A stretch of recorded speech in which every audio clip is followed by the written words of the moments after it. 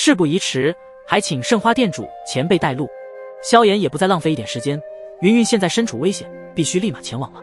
圣花店店主点点头，目光坚定，他的步伐沉稳而有力，带领着萧炎和沐尘二人穿梭在这星球的深处。在这颗星球的深处，隐藏着一个古远而辽阔的花园。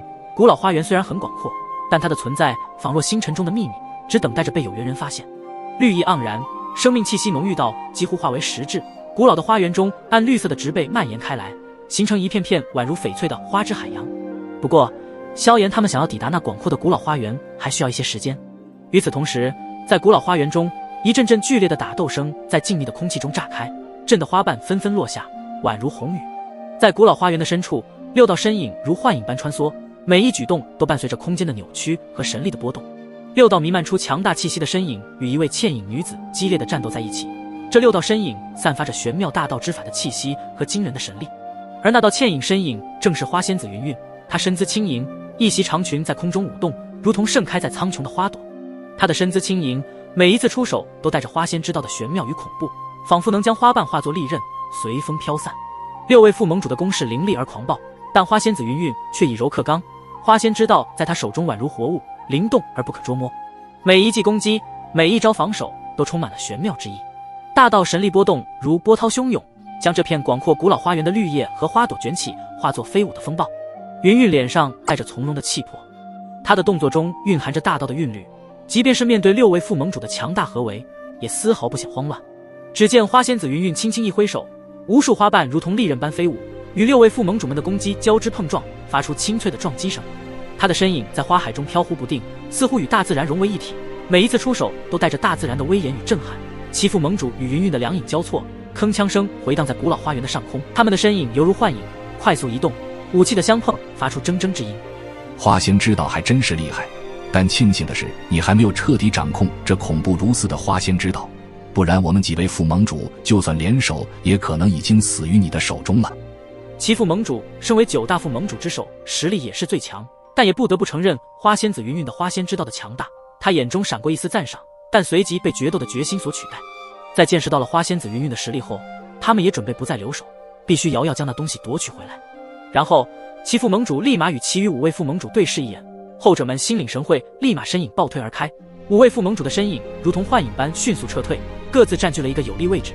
见到对方这诡异的变化，花仙子云韵的眼中闪过一丝警惕，但她的身形依旧优雅从容。想要施展底牌了吗？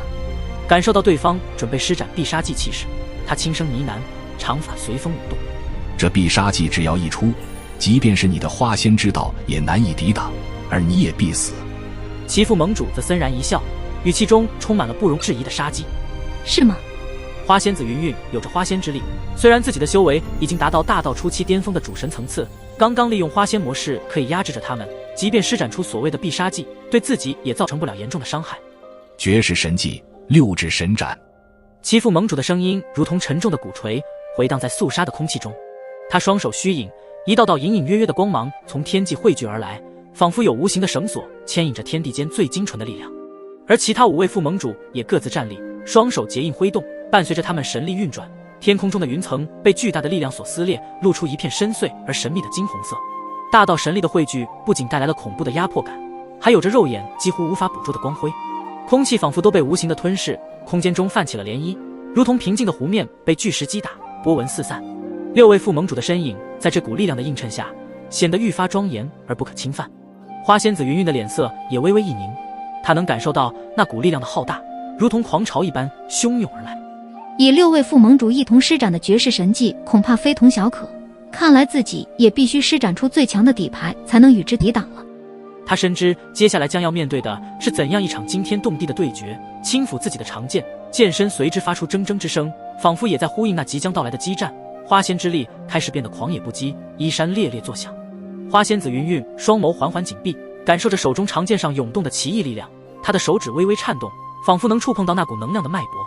剑身轻颤，发出如蛟龙出海般的鸣响，细碎的震动迅速蔓延至整个剑身，宛如无数细小的波纹在剑身上跳跃。一股难以名状的芬香开始在四周弥漫，如同无形的精灵在空中起舞。